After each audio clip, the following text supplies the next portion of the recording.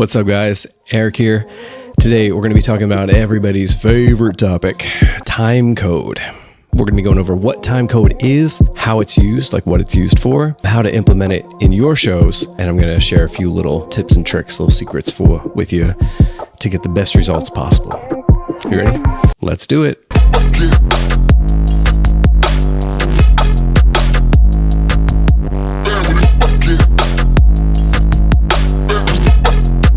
Okay, so as always, step number one, WTF is timecode. Okay, so everything I'm going to describe here for you is within the context of like the live music production world. Timecode is used in like video production heavily as well, but we're doing music because I don't know anything about video. Okay, so timecode is an audio protocol that is used to synchronize multiple devices together. So what does that mean?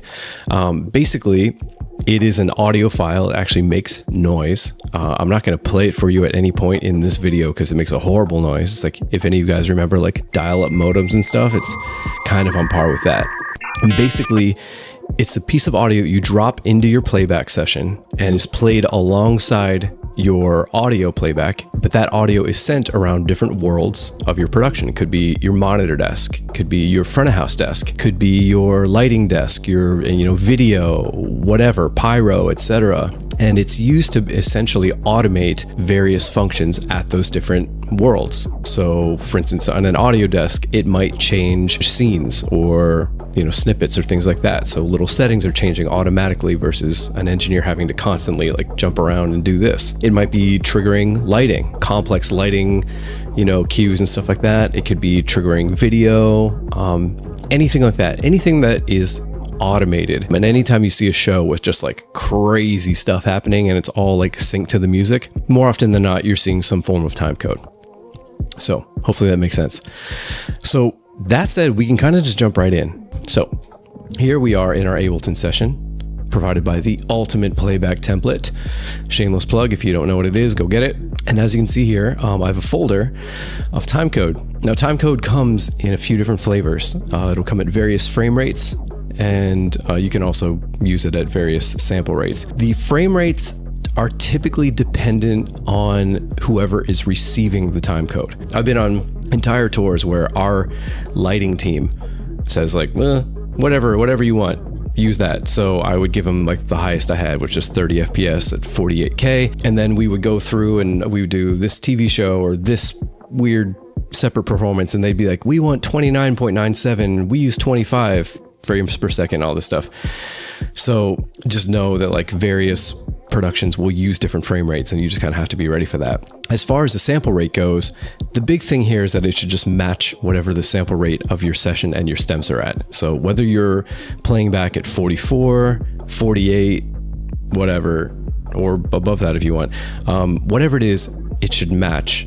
That way your computer isn't having to do any unnecessary like on the fly sample rate conversion. Make sense? Okay, so let's assume here we have our first song. Right now we don't have any stems in here. Again, this is a template for demonstration purposes only, but let's say this is the sort of length of one of our songs. So what we're going to do here is simply enough, just drop in a stem. Now you can see here in the naming convention, you'll see there's like a whole bunch of numbers. And these numbers reflect hours, minutes, seconds, and I think, milliseconds or whatever is lower than a second. You get the point. Now, what I have here is actually a folder of 31 technically timecode files. And as you can see, they are delineated at the hour mark. So you see 1, 2, 3, 4, 5, 6, 7. And each of these is 10 minutes long. Okay. Why is that? Well, this kind of like leans into our tips and tricks section. I guess we're going to fast forward a little bit. One of the reasons you might do this is so you have a bunch of files that are numbered, which makes it a lot easier to sort of keep them organized and aligned with your songs in a one-to-one basis. Why are they 10 minutes? I don't know, because most songs are under 10 minutes, right? If you're playing more than 10 minutes, you're in Tool, and you're probably running everything manually anyway. But anyway, you could technically bounce, one timecode file that's like 2 hours long if you want to, and just put it in for your whole show.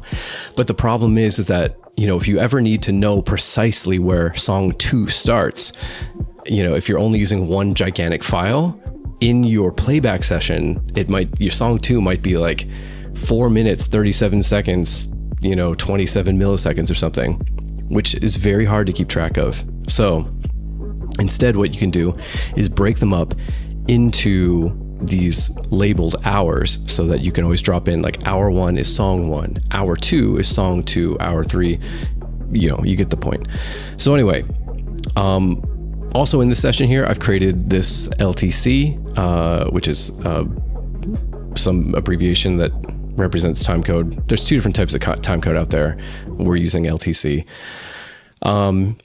And so it's going to have its own dedicated track and its own dedicated output on your playback. Okay, enough talking. Let's get to the fun part, and that is dropping in files. Woohoo. Okay, there you have it. It's as simple as that.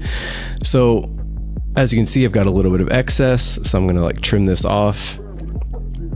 The big thing that's important is that the 0 point, or the starting point of your timecode clip, starts right where your song starts.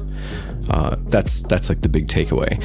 Now, let's say just for giggles, let's say you wanted to, let's do song 2. All right. Whoops. Oh my gosh. I swear I know how to use Ableton. Promise. One more time. All right. So let's say this is song 2 right here, this second section. So I'm going to jump in here and grab timecode file hour number 2. Drop that in right where it starts. We can jump over here, cut it off, clean it up. Yeah, that's basically it. You kind of just sort of rinse and repeat from there throughout your entire set. Some people like to create a spreadsheet for this if you're like a crazy nerd, where you can be like, here's the song, here's the tempo, here's the key, and here's the timecode file, and here's its number. If you want to do that, you can do that. I tend not to, but like, it's a free world, go nuts. So guys, that's basically it. The last little tip I'll give you though is, you may have noticed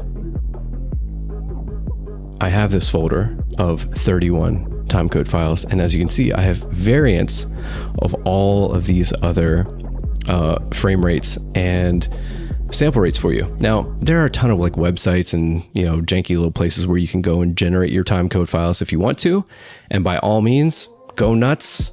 You can do whatever you want. However, I have taken the time over the years to generate all of these different variants for you and save you some time.